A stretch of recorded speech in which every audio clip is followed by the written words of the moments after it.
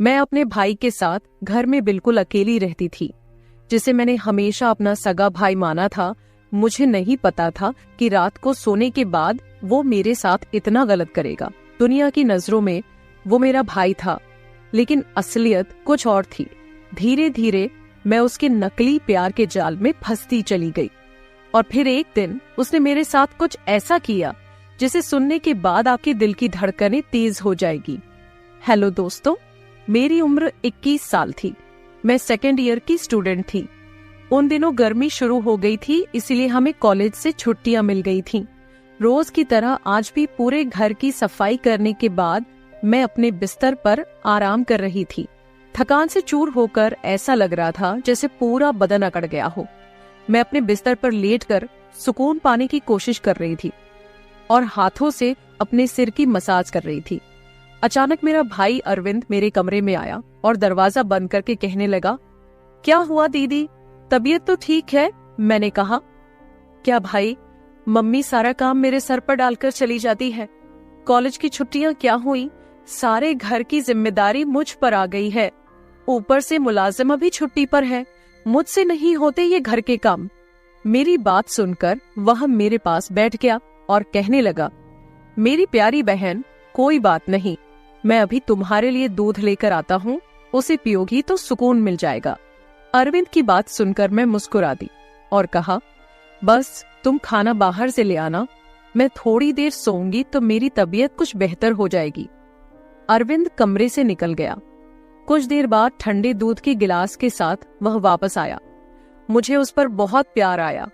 दुनिया में बहुत कम ही ऐसे भाई होते हैं जो अपनी बहनों का इतना ख्याल रखते हैं। मैं उसे ढेर सारा आशीर्वाद देने लगी और उसका लाया हुआ दूध पीने लगी। दूध पीने के बाद मैंने ग्लास एक साइड पर रखा और लेट गई।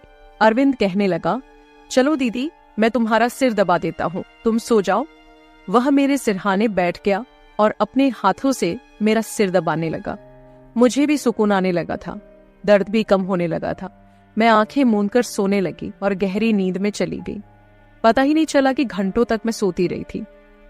मेरी आंख मम्मी की आवाज पर खुली। मैं हड़बड़ाकर आंखें खोली तो मेरा सिर बुरी तरह से बोझिल था। घड़ी पर टाइम देखा तो रात के 9 बज रहे थे। मुझे एकदम झटका सा लगा। बड़ी अजीब बात थी कि पापा ऑफिस से वापस आ चुके थे। शायद थकावट की वजह से मुझे वक्त का एहसास ही न हुआ।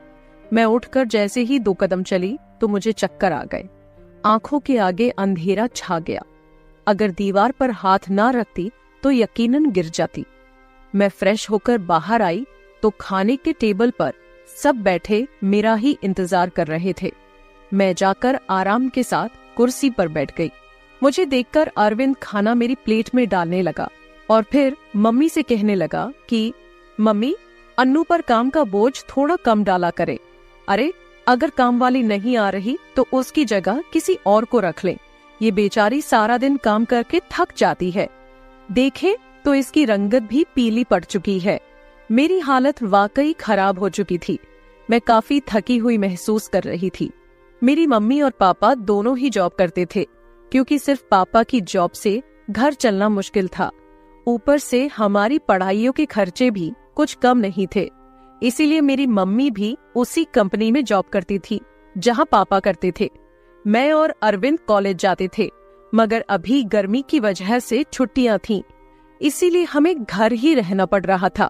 मैंने ये बात नोट की थी कि पिछले कुछ दिनों से अरविंद मेरे साथ कुछ ज्यादा ही अटैच हो चुका है। जब से मुझे छुट्टियां हुई थी, वह मेरा बहुत ख्याल रखने लगा था। अगर मैं घर का कोई काम कर रही होती तो आकर मेरी मदद करने लगता। अगर मैं थक जाती तो मेरा सर दबा देता। मैं उसे मना करती, मगर वह कहता कि नहीं, तुम थक चुकी हो, इतना काम करती हो, मेरा हक है कि मैं तुम्हें सुकून पहुंचाऊं। मैं भी खामोशी से लेटी रहती। मगर एक रात जो कुछ हुआ उससे मेरे होश उड़ गए थे। क्या अरविंद कभी ऐसा भी कर सकता है? मैं अपने कमरे में सो रही थी। आधी रात के वक्त मुझे महसूस हुआ जैसे कोई मेरे कमरे में आया हुआ है। आहिस्ता से चलता मेरे बिस्तर के करीब आया हो। भले ही मैं सो रही थी, मगर मेरा जहन बेदार था।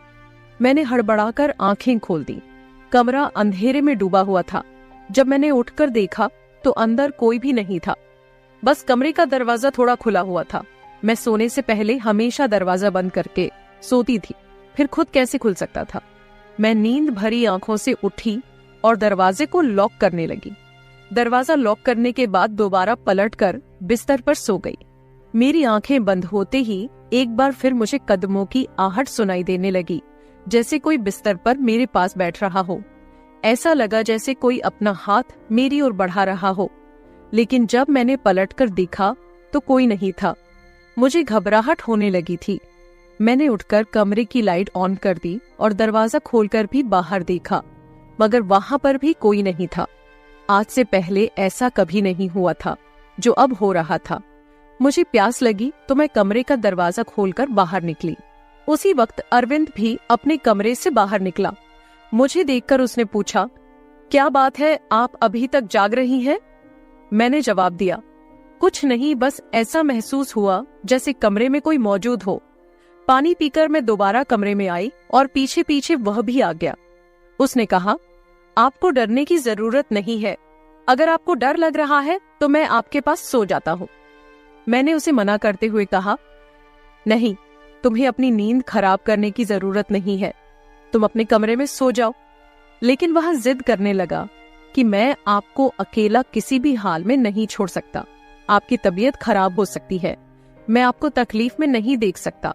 आप सो जाए, मैं यही सो जाता हूँ। आखिरकार मैं बेड पर जाकर सो गई। उसने तकिया उठाकर सोफे पर रख लिया और वहीं सो गया। उस रात मुझे ऐसा महसूस हुआ जैसे कोई मेरे सरहाने बैठकर मुझे बहुत देर तक देखता रहा हो। उसने मेरे बालों को सहलाया, मेरे चेहरे पर उंगलियां फेरी और मैं सुकून से सो रही थी।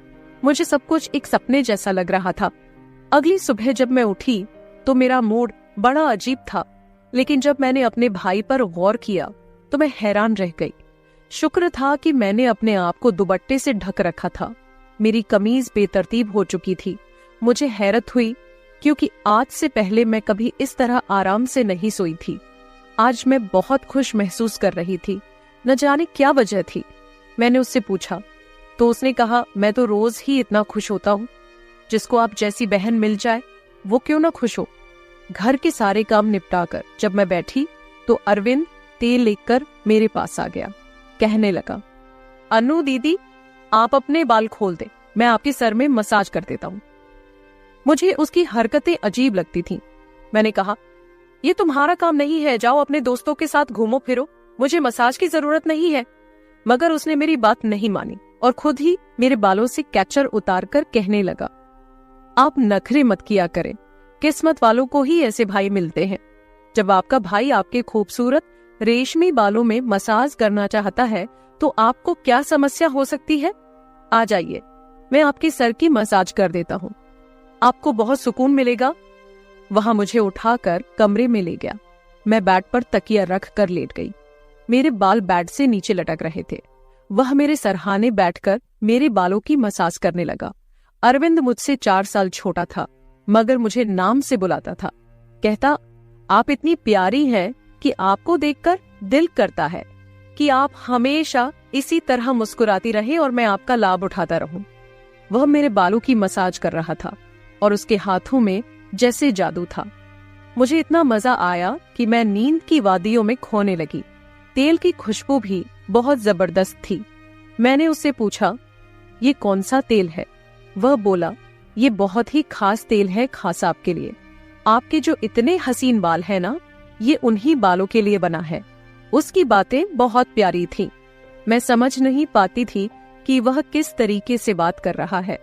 मसाज के दौरान ही मैं नींद में खोने लगी। कुछ देर बाद जब मेरी आंख खुली तो मेरा पूरा बदन दर्द से टूट रहा था। ऐसा लग रहा था जैसे मेरी टांगों पर बहुत ज्यादा वजन रख दिया गया हो। पूरे बदन में दर्द सरायत कर रहा था। मैं धीरे धीरे उठकर बैठी और आसपास देखने लगी। तब अपने भाई पर गौर किया। मैं पूरी तरह भीगी हुई थी, जैसे किसी ने मुझे नहला दिया हो। कपड़े गीले थे, पंखा बंद था और गर्मी थी। ये सब क्या हो रहा था? मैं बड़ी मुश्किल से बेड से उठी। मुझे चक्कर आ रहे थे, चलना मुश्किल हो रहा था। मैं अपनी हालत समझ नहीं पा रही थी कि यह सब क्या हो रहा है। बड़ी मुश्किल से चलकर बाथरूम गई और फ्रेश हुई। अपनी हालत पर गौर किया तो ऐसा लगा जैसे मैं सोई नहीं बल्कि कोई मेहनत वाला काम कर रही थी। जब मैं कमरे से बाहर निकली तो मुझे फुसफुसाने की आवाज आई। ऐसा लग रहा था जैसे कोई किसी से बात कर रहा हो। घर में मेरे और उसके अलावा कोई नहीं था। फिर वो किसके साथ बात कर रहा था? मैं पहले किचन में पानी पीने गई, मगर तब तक आवाज आनी बंद हो गई थी। मैं किचन के दरवाजे के पास खड़ी थी। जब वह बैठक से निकला, उसके हाथ में काफी पैसे थे, जिन्हें देखकर वह मुस्कुरा रहा था। मेरे माथे पर बल पड़े। अगले ही पल उसकी नजर मुझ पर पड़ी। मुझे देखकर कहने लगा, अन्नू आप उठ गई। मैं चलते हुए उसके करीब आई। वह हड़बड़ाकर पैसे अपनी पैंट की जेब में डाल रहा था, मगर मैंने उसका हाथ पकड़कर उन पैसों को सामने लाकर कहा, इतने पैसे तुम्हारे पास कहाँ से आए? वह नजरें झुका चुका था। कहने लगा, आप प्लीज पापा को मत बताना। मैं ताज्जुब में थी कि उसने ये पैसे पापा को क्यों नहीं दिए। मैंने सख्ती से पूछा तो वह सहम गया। कहने लगा, ये पैसे तो पापा के एक दोस्त ने कई साल पुराने कर्ज के रूप में लौटाए थे। मैंने सोचा था कि इनसे मोबाइल लूंगा, लेकिन फिर उसने पैसे मुझे थमा दिए। मैंने कहा, हाँ तुमने अच्छा किया। घर के हालात देखो किस कदर खराब है। हमारे माँ बाप दोनों नौकरी कर रहे हैं और तुम मोबाइल लेने की बात कर रहे हो। वह शर्मिंदा था। मैंने वो पैसे रात को पापा को दे दिए थे। उस रात उसने मुझसे कोई बात नहीं की और जल्दी सोने चला गया। मैं अगले दिन किचन में काम कर रही थी जब अरविंद अपने दोस्तों के साथ घर में दाखिल हुआ।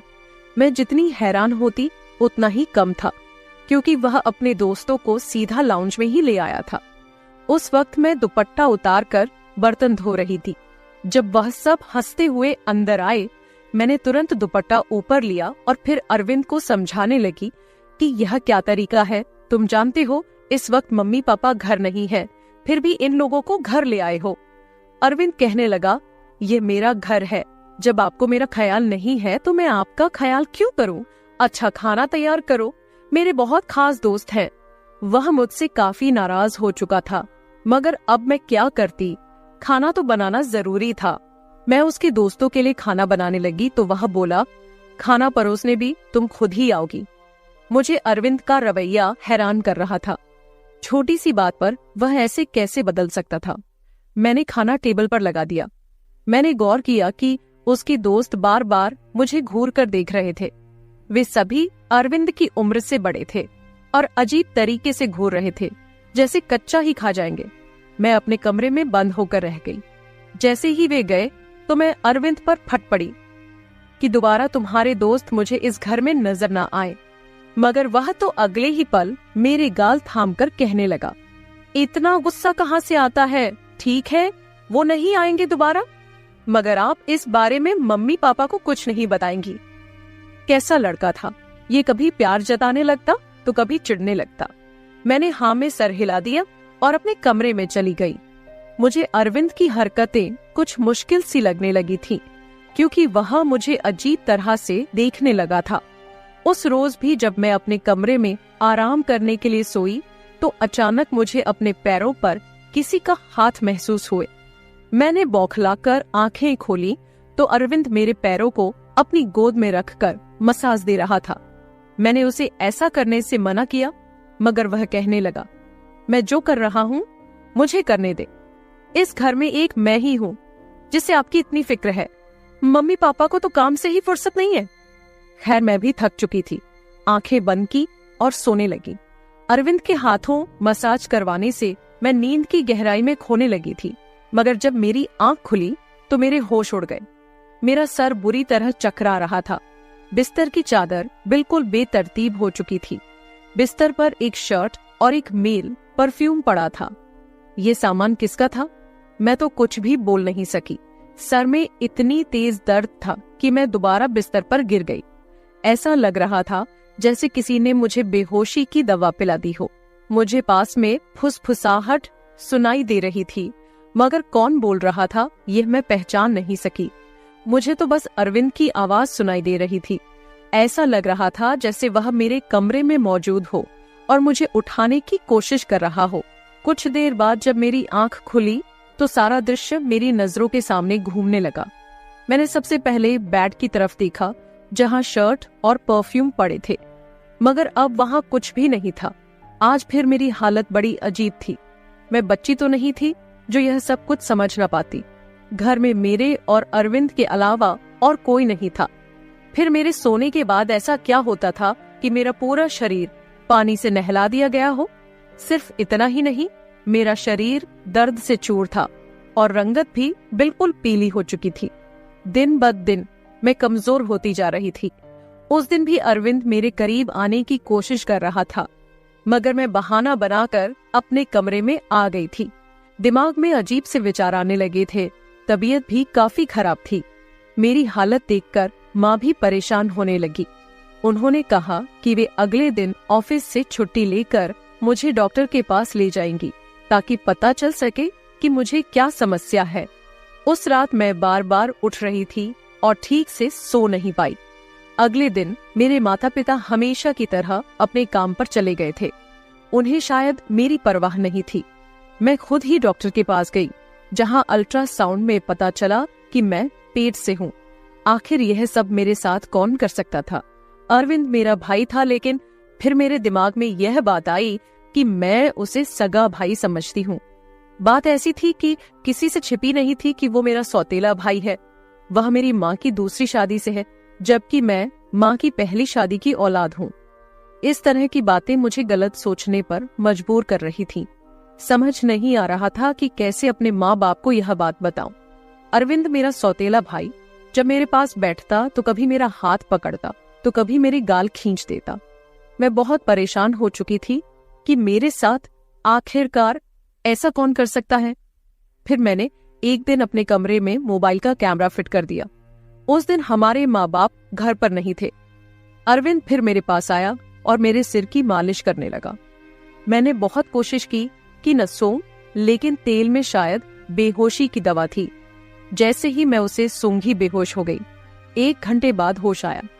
माँ बाप भी घर लौट आए थे। जब मैंने कैमरे की रिकॉर्डिंग देखी तो जैसे पैरों तले जमीन खिसक गई।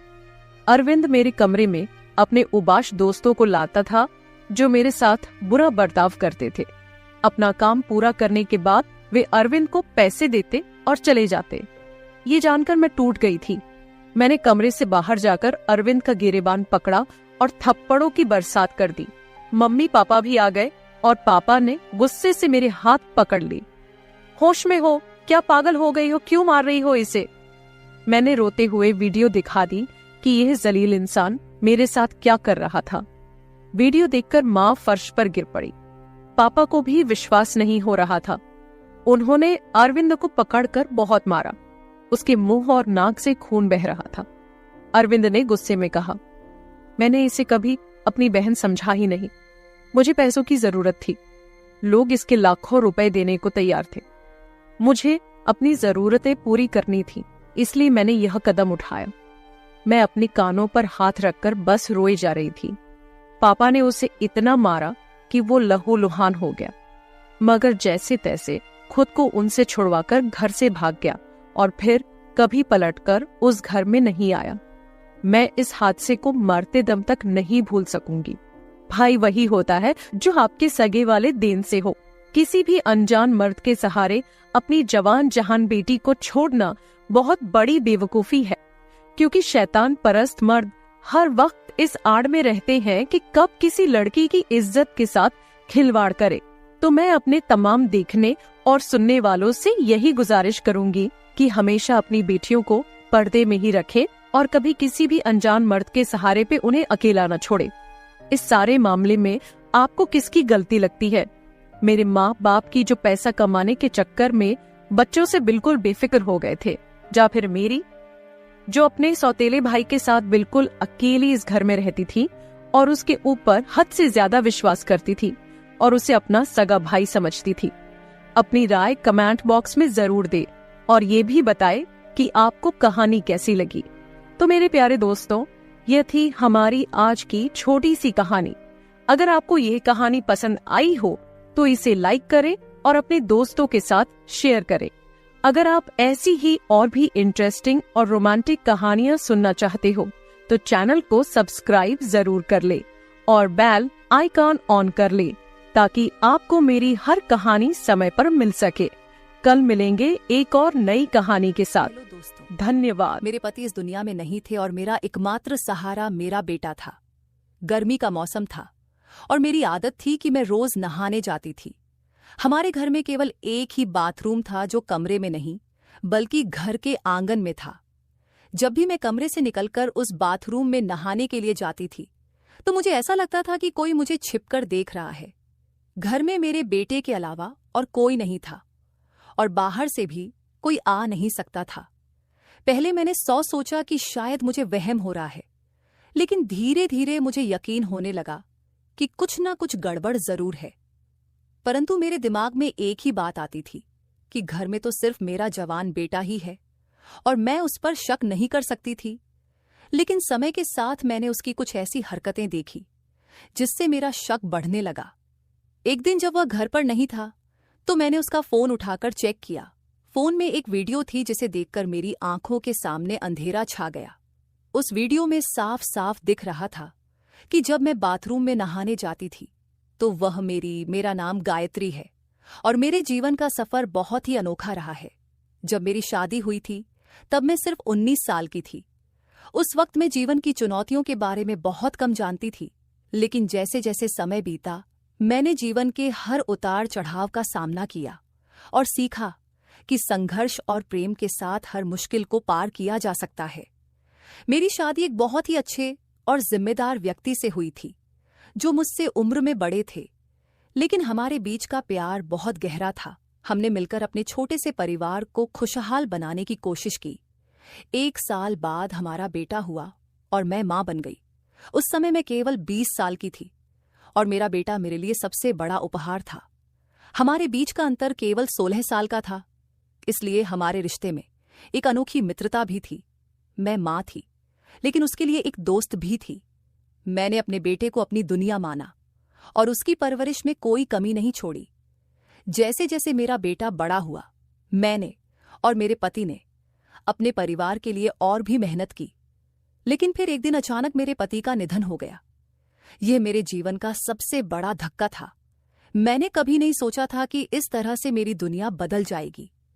अब मेरे सामने एक नई चुनौती थी, अपने बेटे के साथ इस नई जिंदगी को जीने की। वह अब बड़ा हो चुका था, लेकिन उसे जिम्मेदारी का कोई अनुभव नहीं था।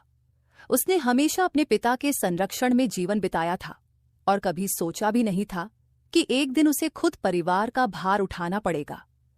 मेरे पति के जाने के बाद घर की सारी जिम्मेदारी मेरे बेटे पर आ गई।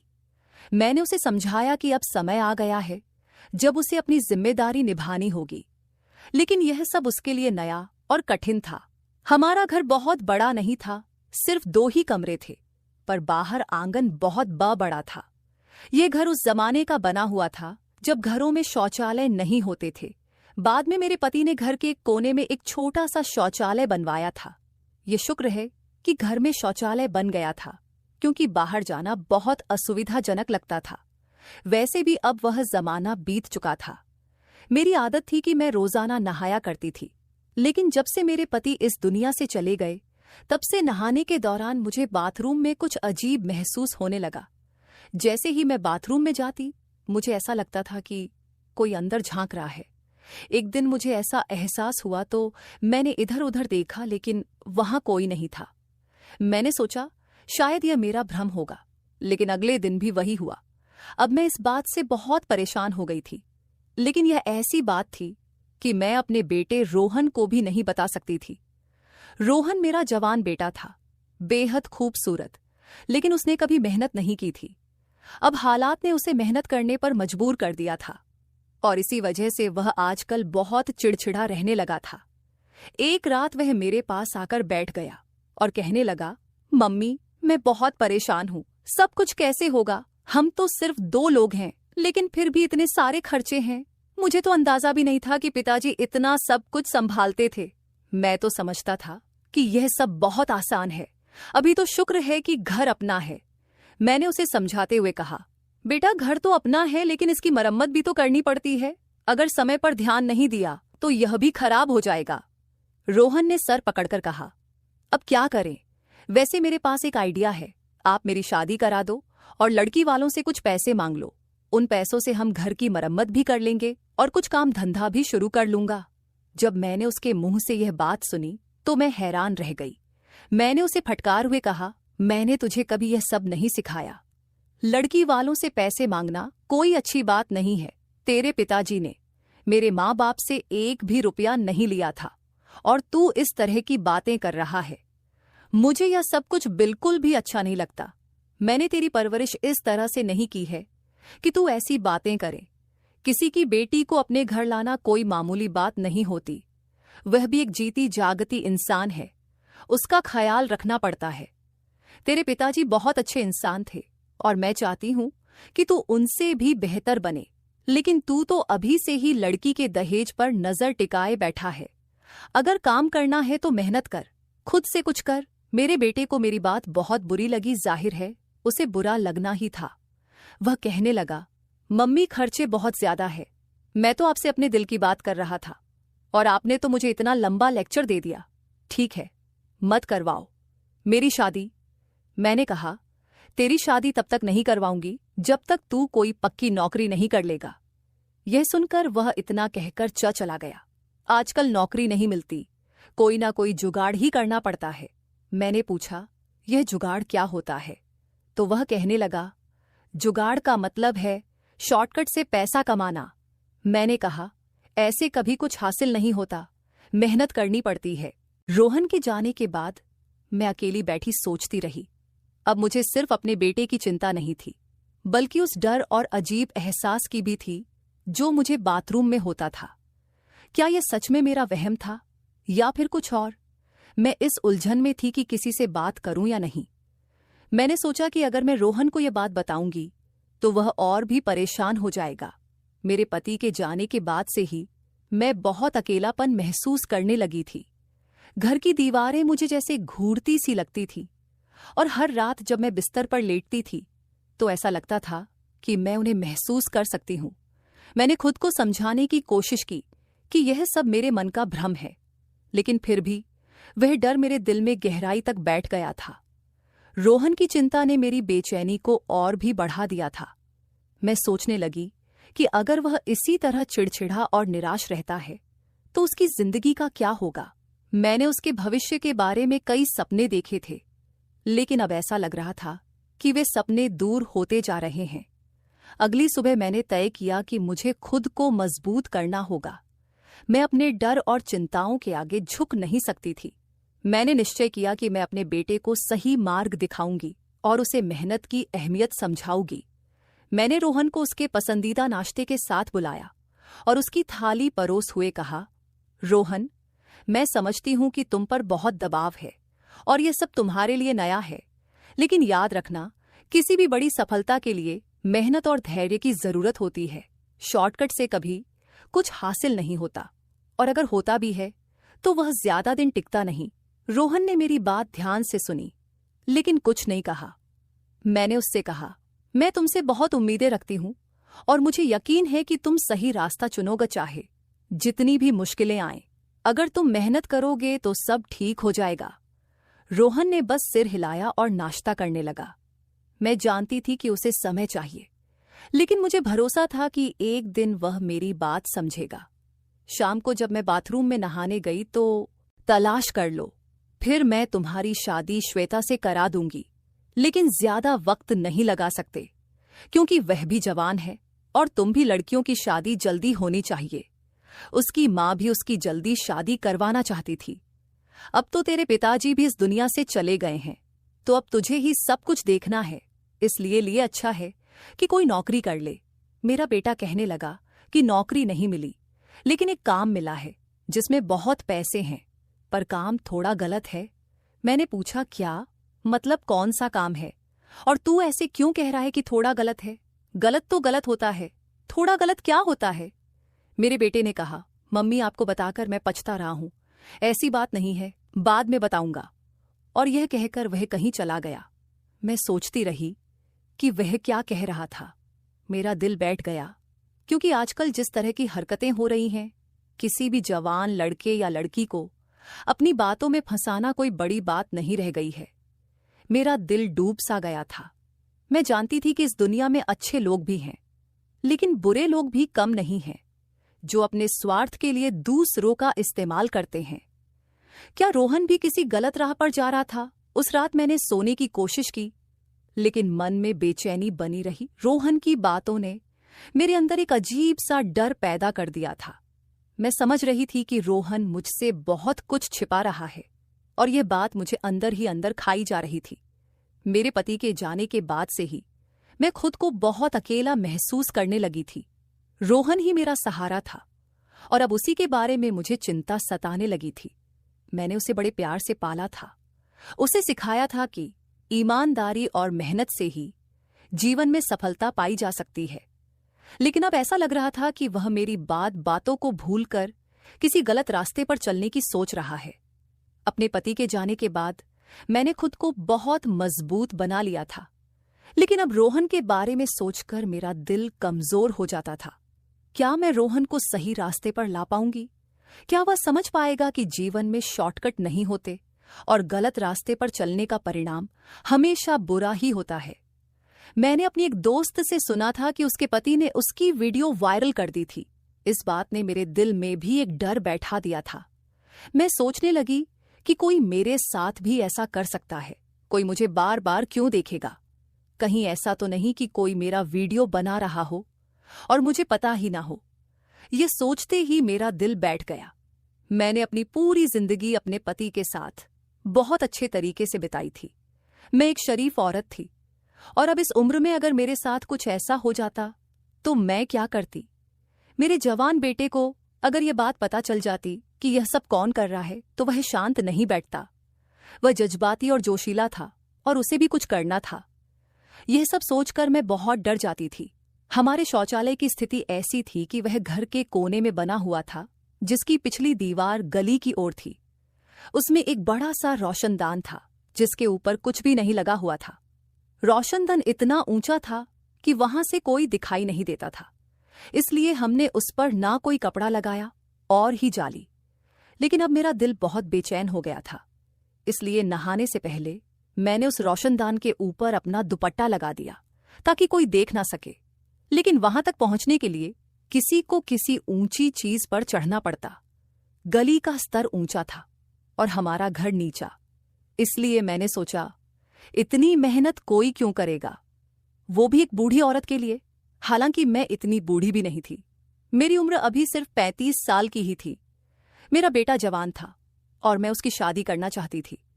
जब मैं नहाकर बाहर निकली तो ये देखकर हैरान रह गई कि कपड़ा अपनी जगह से हटा हुआ था। अब तो मुझे अजीब सा महसूस होने लगा। मुझे रोना आने लगा कि मेरे साथ यह सब क्या हो रहा है। मैंने तो कभी किसी के साथ बुरा नहीं किया था। अब मैं क्या करूं? अपने बेटे को बता दूं? मामला अब बहुत बढ़ चुका था। इसका मतलब था कि कोई ना कोई था जो मेरे साथ यह सब कर रहा था। लेकिन यह बात भी सोचने वाली थी कि किसी बाहरी आदमी को यह कैसे पता चला कि मैं किस समय नहाने जाती हूं। मैं रोजाना एक समय पर नहाने नहीं जाती थी। कभी सुबह नहा लेती थी, कभी दोपहर को, और कभी खाना बनाने के बाद। और गर्मी के मौसम में तो मैं दिन में 2 बार भी नहा लेती थी, क्योंकि मुझे बहुत ज्यादा गर्मी लगती थी और साफ सुथरा रहना मुझे अच्छा लगता था।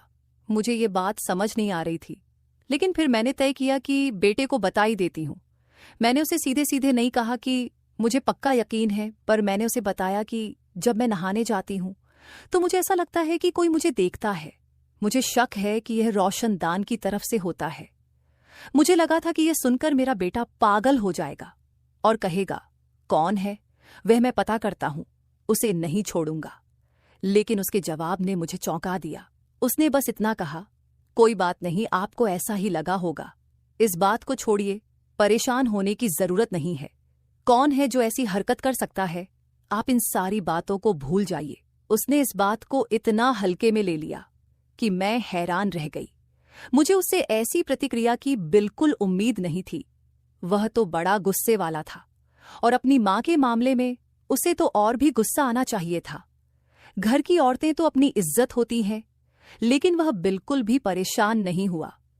मुझे लगा कि उसे परेशान होना चाहिए था, फिर उसने क्यों नहीं किया? मैं उसकी मां थी और यह बड़ा मामला था, लेकिन वह मजे से बैठा रहा। मैंने भी दोबारा बात नहीं की। और सोचा कि खुद ही पता करती हूं कि यह सब कौन कर रहा है। मेरे लिए यह आसान नहीं था, लेकिन मैं कोशिश तो कर ही सकती थी। अगले दिन मैंने अपनी योजना के अनुसार काम किया। मैं उस रोशनदान के पास खड़ी रही और ध्यान से देखने लगी कि कोई वहां से झांकता है या नहीं। कुछ देर बाद मैंने देखा कि गली के उस पार कुछ हलचल हो रही है। मेरा दिल जोर से धड़कने लगा। मैंने धीरे धीरे उस ओर देखा और मेरी आंखें फटी रह गई। गली में एक आदमी खड़ा था जिसने अपने चेहरे को छुपाने की कोशिश की हुई थी। वह धीरे धीरे ऊपर की ओर देख रहा था, जैसे कि रोशनदान से अंदर झांकने की कोशिश कर रहा हो। मेरा दिल जोर से धड़कने लगा और मैंने जल्दी से खुद को छुपा लिया। अब मुझे यकीन हो गया था कि मेरे शक सही थे। कोई ना कोई था जो मेरी हरकतों पर नजर रख रहा था। अगले दिन मैंने अपनी दोस्त से कहा कि मुझे एक कैमरे वाला फोन चाहिए। मैं रिकॉर्डिंग करना चाहती हूँ। उसके पास फोन था पर मेरे पास नहीं। उसने कहा, एक दिन के लिए अपना फोन तुम्हें दे दूंगी, पर पहले मुझे बताओ कि बात क्या है। मैंने कहा था कि अभी नहीं बता सकती, बाद में बता दूंगी। मैं उस फोन को बाथरूम में रखना चाहती थी और रोशनदान की तरफ कैमरे का मुंह करके देखना चाहती थी कि मुझे बाहर से कौन देखता है। मुझे लगा कि मैंने बहुत अच्छा आइडिया सोचा है। इससे बेहतर और कुछ नहीं हो सकता। इससे रिकॉर्डिंग भी हो जाती, वीडियो भी बन जाती और मुझे पता चल जाता कि हरकत कौन कर रहा है। साथ ही मेरे पास सबूत भी आ जाता। मैंने अपनी दोस्त से फोन लिया और उसे ऐसी जगह पर रखा, रोशनदान की तरफ कैमरा कर दिया और रिकॉर्डिंग शुरू कर दी। लेकिन जब रिकॉर्डिंग देखी तो हैरान रह गई, क्योंकि रिकॉर्डिंग ठीक से नहीं हो पाई थी। शायद उसके फोन का कैमरा खराब था। इसके बाद उसने अपना फोन मांग लिया और कहा कि उसे फोन की जरूरत है। वह लोगों की बेटियों के रिश्ते करवाने का काम करती थी, इसलिए मैं बार बार उससे फोन नहीं मांग सकती थी। हमारे पास इतने पैसे भी नहीं थे कि उस जगह को बंद करवा दे या फिर बाथरूम कहीं और बनवा दें। घर के हालात पहले से ही खराब थे। जब मेरे पति का निधन हुआ तो पता चला कि उन पर बहुत सारा कर्ज था। अब वे लोग सामने आ रहे थे और अपने पैसे मांग रहे थे। मेरा बेटा भी कुछ कर नहीं पा रहा था, क्योंकि उसके पास कोई स्थायी काम नहीं था। लोग मुझसे कहते थे कि उसकी शादी करवा दो, दहेज के पैसों से वह कोई बिजनेस शुरू कर लेगा और घर में बहू भी आ जाएगी, जिससे तुम भी अकेली नहीं रहोगी। मेरा बेटा आजकल बहुत परेशान रहता था। एक दिन उसने किसी से फोन पर बात करते हुए कहा, आजकल लोग ऐसी वीडियो से बड़े पैसे कमा रहे हैं, लेकिन ऐसी वीडियो बनाना इतना आसान नहीं है। एक वीडियो की ही तो बात है और अगली वीडियो आते ही लोग पिछली को भूल जाते हैं। मैं उसकी बात सुनकर हैरान रह गई। ये कोई फिल्म या ड्रामा नहीं था, सीधे सीधे बातें हो रही थी। मुझे समझ नहीं आ रहा था कि कहीं वह वही बात तो नहीं कर रहा था जो मेरे मन में आ रही थी। अगर एक पति पैसे कमाने के लिए अपनी पत्नी की वीडियो वायरल कर सकता है, तो क्या एक बेटा पैसे कमाने के लिए अपनी माँ की वीडियो वायरल नहीं कर सकता? अगर ऐसा नहीं था तो फिर वह ऐसी बातें क्यों कर रहा था? वह अपने पास कोई खास काम नहीं था। कभी कभी वह एक गाड़ियों के शोरूम में काम कर लेता था, जिससे उसे रोजाना के थोड़े बहुत पैसे मिल जाते थे, लेकिन यह कोई स्थायी नौकरी नहीं थी। उसकी बातें सुनकर लग रहा था कि उसके पास बात करने के लिए और कोई विषय नहीं था। जैसे ही उसने फोन रखा, मैं उसके पास गई और पूछा, तुम किससे बातें कर रहे थे? कौन सी वीडियो बनाओगे और वायरल करोगे? क्या तुम भी उस आदमी की तरह कुछ करने का सोच रहे हो जिसने अपनी बीवी की वीडियो वायरल कर दी थी? मेरा बेटा यह सुनकर हैरान रह गया। उसने कहा, मम्मी, आप कैसी बातें कर रही हो? बात को कहां से कहां जोड़ रही हो? मैं अपने दोस्त से बात कर रहा था, बस वैसे ही बात हो रही थी। मैंने फिर उससे पूछा, तो फिर वह कौन सी वीडियो थी जिसकी बात कर रहे थे? आजकल तो हर तरफ औरतों की ही वीडियो वायरल होती हैं, जिनमें या तो वह डांस कर रही होती है या फिर कुछ और कर रही होती है। देखो, अगर मुझे पता चला कि तुमने भी कोई गलत हरकत की है तो मैं तुम्हें जेल से भी नहीं छुड़वा, उंगली वजह से मुझे जेल जाना पड़े। फिर मैंने उसे याद दिलाया, मैंने तुम्हें बताया था कि जब मैं नहाने जाती हूं तो मुझे ऐसा लगता है कि कोई बाहर खड़ा होकर देख रहा है। तुमने इस बारे में क्या किया? पहले तो वह घबरा गया, फिर कहने लगा, मैंने भी आपको कहा था कि आपको वहम हो रहा है, ऐसा कुछ नहीं है। अब मुझे भी गुस्सा आ गया। मैंने उससे कहा, और अगर ऐसा हुआ तो तुम क्या कर लोगे? क्या उखाड़ लोगे? उस आदमी का तुम्हें शर्म नहीं आती? कि एक बार जाकर जांच कर लेते कि ऐसा है या नहीं।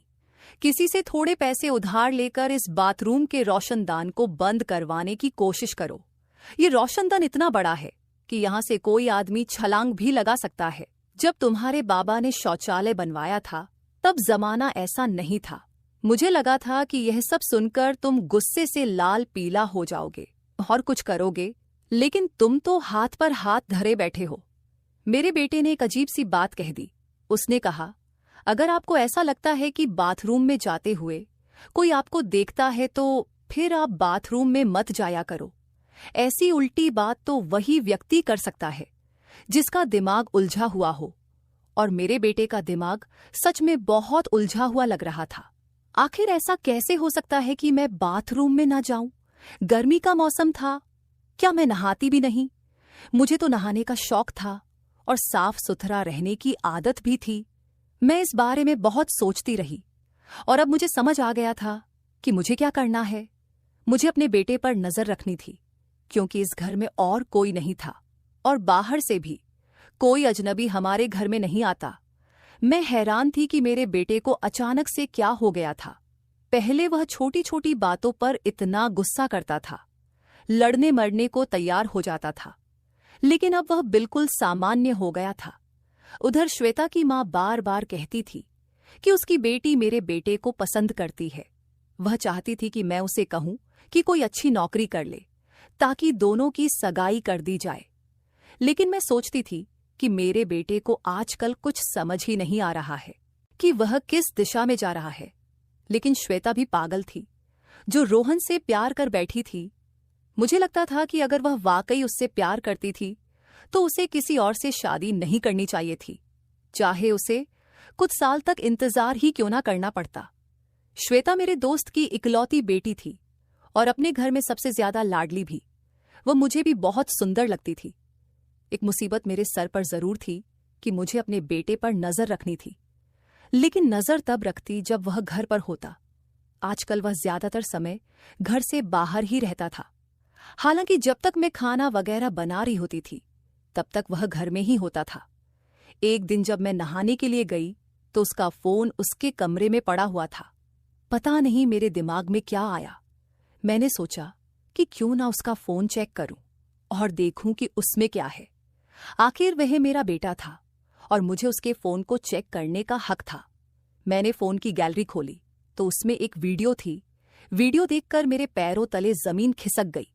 वह वीडियो बाथरूम की थी और साफ नजर आ रहा था कि उसमें क्या हो रहा था। मेरी आंखों में आंसू आ गए और मेरी हालत अजीब सी हो गई। मैंने बार बार देखा कि कहीं और भी वीडियो तो नहीं है, लेकिन वहां सिर्फ एक ही वीडियो थी। मैं उस वीडियो को देख ही रही थी कि अचानक किसी ने मेरे कंधे पर हाथ रखा। मैं चौंक गई और पीछे मुड़कर देखा तो मेरा बेटा खड़ा था। उसने देख लिया था कि उसका फोन मेरे हाथ में है और मैं वह वीडियो देख चुकी हूं। यह सुनकर मेरे बेटे का चेहरा गंभीर हो गया। उसकी आंखों में डर की छाया थी। मेरी आंखों में भी एक सवाल उमड़ रहा था, जिसे मैं आखिरकार पूछ ही बैठी। जवाब सुनते ही मैं दंग रह गई। मैंने अपने बेटे की ओर देखा। मेरी आंखों में आंसू छलक पड़े। मैंने उससे कहा, तूने यह सब कब किया, कैसे किया और क्यों किया, बता मुझे। अब उसके भी आंखों में आंसू थे और गुस्से से उसके हाथ कांपने लगे। उसने गहरी सांस लेते हुए कहा, उसी दिन किया था जिस दिन आपने मुझे बताया कि कोई आपको छुपकर देखता है। आपको क्या लगता है? मैं हाथ पर हाथ धरे बैठा रहा। जब आपने कहा था कि कोई आपको देख रहा है तो मुझे बहुत गुस्सा आया था, लेकिन मैं जानता था कि मेरा गुस्सा करना आपको परेशान कर देगा और आप डर जाएंगे। इसलिए मैंने फैसला किया कि मैं आपको कुछ नहीं बताऊंगा, लेकिन जो भी यह सब कर रहा है उसे पकड़कर ही रहूंगा। मैंने सबसे पहले रोशनदान पर एक छोटा कैमरा लगा दिया था जिसका रुख बाहर की ओर था। उसमें आप नहीं बल्कि बाहर का दृश्य दिखता था। उसी कैमरे से मुझे पता चला कि वह हमारे मोहल्ले का ही लड़का है, जो गली में खड़ा होकर देखता है।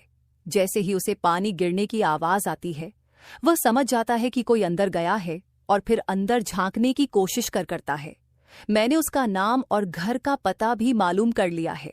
मेरा तो दिल करता था कि सीधे उसके घर जाऊं और उसे गोली मार दूं, लेकिन जब अपने दोस्त से बात की तो उसने समझाया कि ऐसा करने से कुछ हासिल नहीं होगा। उसने तुम्हारी माँ की कोई वीडियो बनाई है जो उसके पास है, पहले हमें वह वीडियो निकालनी होगी। मैं उसी से बात कर रहा था जब आपने मेरी बात सुनी थी।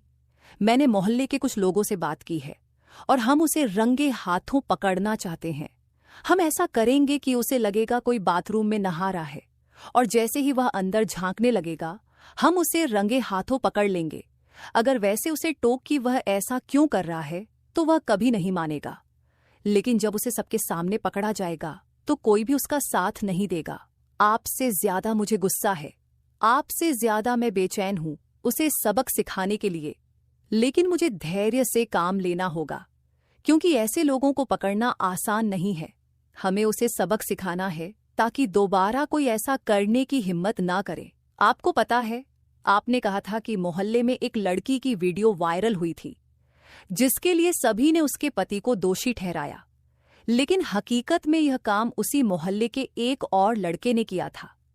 यह लड़का बहुत बदनाम था और मोहल्ले की कई लड़कियों को परेशान कर चुका था। कभी लड़कियों को छेड़ता तो कभी और कोई हरकत करता, लेकिन इस बार उसने हद पार कर दी थी।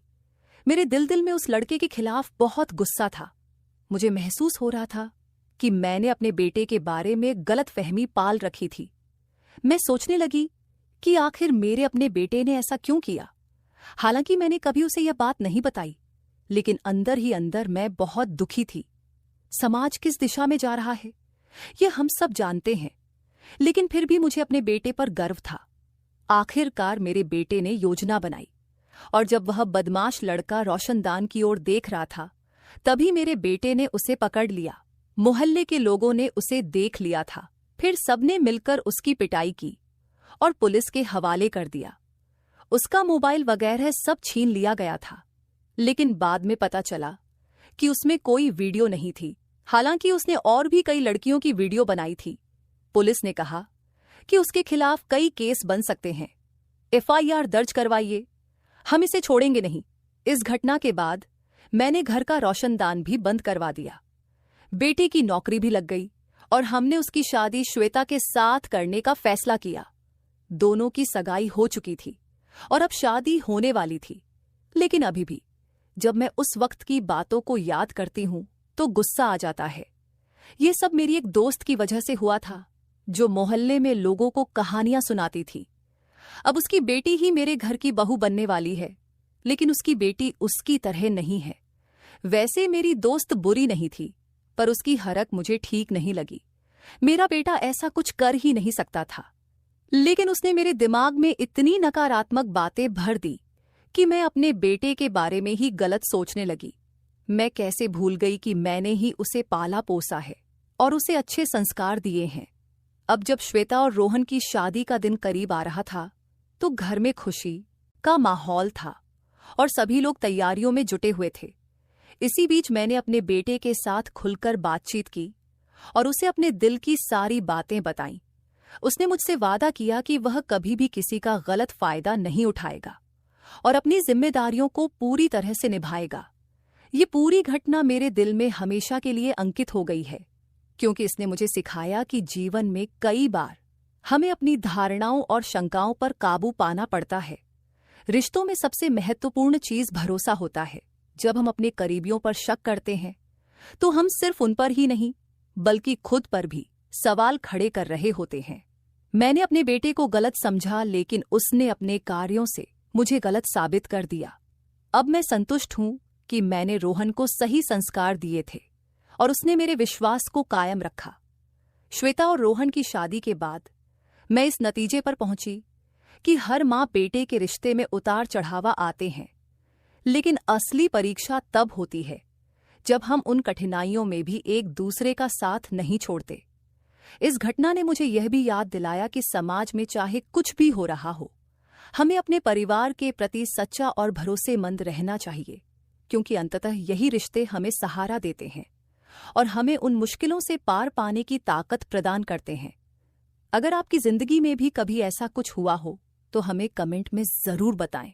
अगर आपको ये कहानी पसंद आई हो तो इसे लाइक करें, शेयर करें